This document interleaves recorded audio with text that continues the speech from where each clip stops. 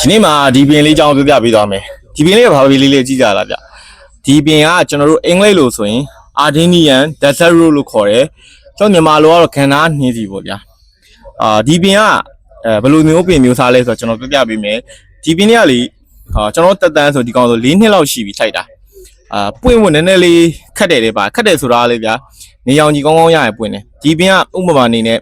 မိတ်ဆွေတို့လင်းရောင်6နာရီလောက်အနည်းဆုံးရရင်ပွင့်တယ်6နာရီအနည်းဆုံးလောက်ရရင်ပွင့်တယ်သူကနွေရာဒီစောင်းရာဒီဒီမှာပွင့်တယ်မိုးမွေးရတဲ့ရာဒီပေါ့ဗျာမိုးရရင်တော့ကျွန်တော်တို့အရေးအောက်တဲ့ထည့်လာတာကောင်းတယ်ဘာလို့လဲဆိုတော့ရေပုတ်ပြီးတော့ပြန်အမြင့်ပုတ်ပြီးတည်တတ်တယ်သူ့မြေအမျိုးစားလေတဲဆန်တဲ့မြေမျိုးစားဒီမှာကျွန်တော်ဆိုတာတဲဆန်တဲ့မြေမျိုးစားလေးလောက်ထားတာတဲဆန်တဲ့မြေမျိုးစားကြိုက်တယ်တဲဆန်မယ်ရေစင်းကောင်းအောင်မယ်ပေါ့နော်ရေဝတ်တာမကြိုက်ဘူးအဲဆိုအုံးနဲ့မှုတ်ဒီကောင်းနေမှာထည့်တာကအများကြီးမထည့်တင်ထည့်နည်းနည်းလေးပဲထည့်ရအုံးနဲ့မဟုတ်ထက်ဗျာကျွန်တော်တို့အုံးနဲ့ခုတ်တုံးလေးကျွန်တော်ဒီလိုတက်လက်မတို့လက်သေးကုန်အဲ့လိုတုံးလေးကိုထည့်တာကောင်းတယ်ထည့်လိုက်တဲ့ခါကျရင်သူကရေစင်းကောင်းပြီးမွိုင်းချောင်းကိုထိန်းရတယ်ဗျာပြီးတော့ဒီပင်ဒီမှာရေလောင်းစနစ်ရှိရ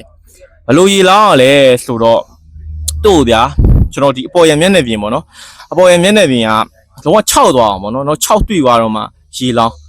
တစ်ခါပဲလောင်းသူကရေသိမ့်မကြိုက်တဲ့အတွက်ကြောင့်မလို့ရေကိုခဏခဏလောင်းစရာမလိုဘူးနာမည်ကဗျာ Desert Rose လို့ကန်နာအပင်လို့ခေါ်တာအဲ့တို့ကြောင့်မလို့ရေငတ်တံကိုခံနိုင်တယ်တချို့ဒီကောင်တွေကိုဂိုင်းဆက်ပြီးတော့စိုက်တာလည်းရှိရယ်ဒီပင်တွေကိုဘုံဆိုင်ပေါ့နော်ဘုံဆိုင်လောက်တာလည်းရှိရယ်ဒါကတော့ကျွန်တော်ပြပေးလိုက်တာပါဒါဆိုကျွန်တော်ပွင့်နေပြီသူကသူ့ရဲ့ဒီဘယ်လိုပြောမလဲသူ့ရဲ့မျိုးပွားနိုင်တဲ့ကျွန်တော်ဂိုင်းဖြတ်ပြီးလဲဟိုဖြစ်လို့ရတယ်အစစ်ရနေလေကျွန်တော်ပြန်ပွားလို့ရပန်းပွင့်ပြီးအစစ်ဖြစ်တယ်အဲ့အစစ်ရနေပြီးကျွန်တော်အစစ်လေးရနေပြီးမျိုးစေ့ယူပြီးတော့လဲစိုက်လို့ရတယ်မျိုးစေ့လေးချို့ရောင်းတာလည်းရှိရပေါ့မျိုးစေ့ကစိုက်တယ်ဆိုရင်နည်းနည်းတော့အချိန်ပြရပေါ့ဗျာဂိုင်းဆက်ပင်တွေကတော့ပိုကောင်းတယ်ဒီကောင်တွေကလေ